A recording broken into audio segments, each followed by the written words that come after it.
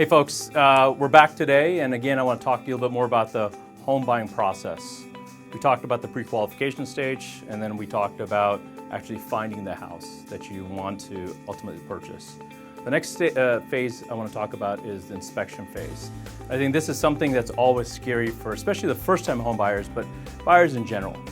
You're going to find this beautiful house, and you're going to now buy it. And it could be the largest asset that you ever have in your life. So, is the house in good condition? Is it bad condition? You hear about all these horror stories. So I think inspection phase is always something of concern for the buyers.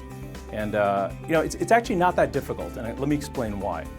So once we made the offer on the house and it gets accepted, in the standard Arizona purchase contract, it says that you as a buyer have 10 days to do all the inspections you'd like to do. And in that 10 days, for any reason, you can back out, you can cancel the contract, and you get your earnest money back.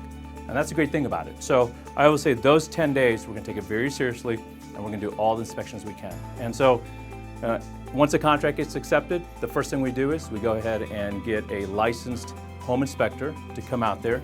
And the home inspector, their job is to go from the top to bottom, from the garage to the backyard, from the roof to the basement. They're going to look at everything. Electrical, they're going to look at plumbing, they're going to look at the HVAC system, which is the air conditioning system. They're going to look to see if there's any leaks, they're going to look for cracks in either the tile. They're going to make a note of every little thing that's in the house. And the whole goal there is to really for you as a buyer, to really have a good understanding as to what the condition of the house is. Once we have that general home inspection done, at that point then we might take that inspection to the next level. If the general home inspector says, looks like the roof has a lot of cracked tiles, or they may say that the water's not flowing really well once we have the water on in the bathroom, at that point we might hire the next level inspectors. And so we might hire a roofer, a licensed roofer. He's going to go on top of the roof, he's going to maybe crawl in the attic, he's going to look for what's the condition of the roof. And again, the whole goal is not to say that the house is in great condition, but really for you to have a better understanding as to what the condition of the house, so you can make an educated decision as to do you want to proceed with the sale or do you want to cancel it. So we may do a roofing inspection, we may do an air conditioning inspection, we may do a plumbing inspection. Those are second level inspections we do. Once we've got all those inspections done, then we also go ahead and put together what's called a buyer's inspection notice and seller's response document.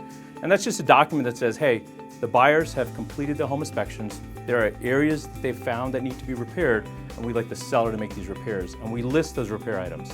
The seller then takes that list of repairs, they go through that list, and they come back and say, hey, we'll make these repairs. And they can either make all the repairs, they can make some of the repairs, or they can make none of the repairs. If they come back and don't make 100% of the repairs, then you as a buyer can also cancel the contract and get your earnest money back. And so I always tell the buyers that you're in full control of the process, and if there's for some reason you don't like anything during the inspection phase, you can back out and then we can find you another house. The good thing is most of the time that doesn't happen. The seller is motivated in selling the house, so they will make, I'd say, the major repairs, and most of my buyers are fine with that. Other inspections that we have our buyers do are in addition to just, let's say, the repair aspects of it. We'll go ahead and make sure you feel comfortable about the neighborhood. We ask all of our buyers to, in the evening, around 5 or 6 o'clock, drive the neighborhood. That's when you find out who actually lives in the neighborhood. We'll ask you maybe even to knock on the doors of the neighbor and just say, hey, you made an offer on the house. What do they think about that? And usually your neighbors will be very open. They'll tell you all about the neighborhood. So we do that. Second thing is we'll actually have you call the local police department, ask them about the neighborhood, what's the crime, maybe have you go on to a sexual predator site. And then we also, of course, have the title company do a title search to make sure that the person that's selling the house actually is the legal owner of the house.